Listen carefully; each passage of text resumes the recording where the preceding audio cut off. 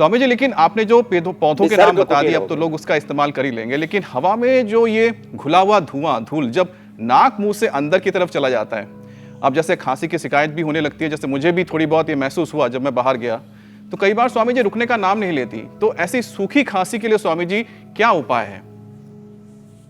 Dry hacking कफ,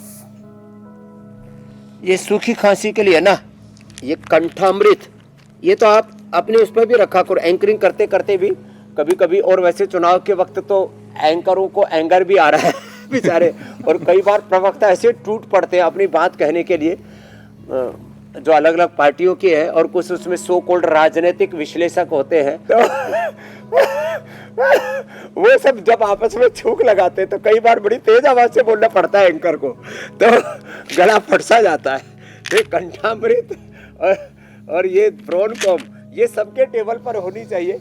इसको एक एक गोली मुंह में डाल लीजिए। एक गोली ये जो है ब्रोनकॉम की, ये बड़ा जबरदस्त मामला है। एक गोली ब्रोनकॉम की और ये 2 गोली कंठामृत की, ये तो सबके घरों में होना चाहिए। और इसमें सच में इससे ना फिर बहुत अच्छा लगता है इसको ना, इसका मुंह का टेस्ट भी इससे बहुत अच्छा हो जाता है। तो ये बहुत अच्छा उपाय है।